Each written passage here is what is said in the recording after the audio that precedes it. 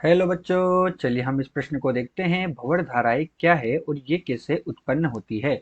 भंवर धाराओं की कोई दो उपयोगिता बताइए। तो चलिए बच्चों, हम सर्वप्रथम इस प्रश्न की मुख्य अवधारणा पर चर्चा करते हैं। तो बच्चों यहाँ पर हम क्या लिखने जा रहे हैं? यहाँ पर हम लिखने जा रहे हैं मुख्य अवधारणा। क्या लिख रहे हैं बच्चों? यहाँ पर हम लिख रहे हैं मुख्य अवधारणा।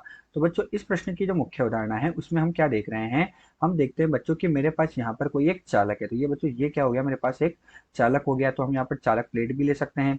ठीक है बच्चों, अब जब इस चालक को मैं एक चुंबकीय क्षेत्र के अंदर रखना हो तो मैंने क्या किया? इसको ये उत्तरी ध्रुव और दक्षिण ध्रुव अर्थात चुंबकीय क्षेत्र के अंदर रखा। और ये चुंबकीय क्षेत्र माना कि परिवर्ती है। तो जब चालक को मैं चुंबकीय क्षेत्र के अंदर रखूंगा तो चालक से बद्ध जो चुंबकीय फ्लक्स रेखाएं हैं उनके मान में परिवर्तन होगा, अर्थात चुंबकीय फ्लक्स में परिवर्तन होगा, जिससे वहां पर प्रेरित विद्युत वाहक बल ई उत्पन्न होगा।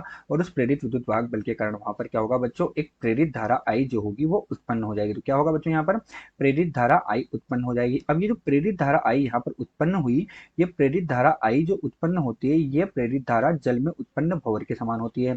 कैसी होती है बच्चों? जो जल में हमने भंवर देखा है, उस जल में उत्पन्न भंवर के समान ये प्रेरित धाराएं उत्पन्न होती है। इसीलिए ये धाराएं जो होती है, इस प्रेरित धारा को ही हम भंवर धारा कहते हैं। यही हमारे पास इस प्रश्न की मुख्य अवधारणा है। तो चलिए बच्चों, अब हम मुख्य अवधारणा के आधार पर प्रश्न को हल करेंगे। तो हम प्रश्न को हल कर रहे हैं। हम क्या देख रहे हैं कि जो प्रेरित धारा है, ये प्रेरित धारा ही हमारे पास क्या है बच्चों?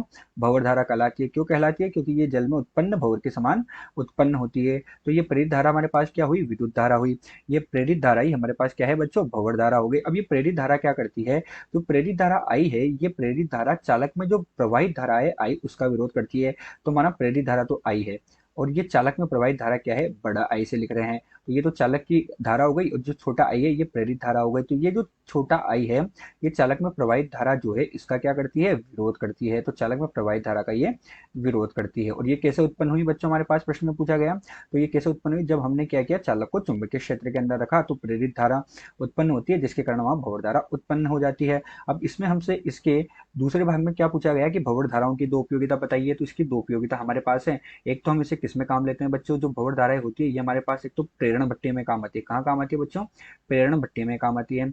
और दूसरा जो भंवर धाराएं जो होती है ये हमारे पास जो होती है उसमें अवरोधक के रूप में काम आती है बच्चों। ये किस रूप में काम आती है? उसमें जो प्रवाह होता है उस उसमें प्रवाह को रोकने के काम आती है। तो ये हमारे पास किस में काम आती है? उसमें प्रवाह अवरोधक के रूप में भी ये काम आती है। किसके रूप में? उसमें प्रवाह अवरोधक के रूप में। अतः दिया गया जो प्रश्न है, इस दिए गए प्रश्न में हमने भंवर धाराओं को देख लिया है। आशा करते हैं आपको प्रश्न समझ आया होगा। धन्यवाद।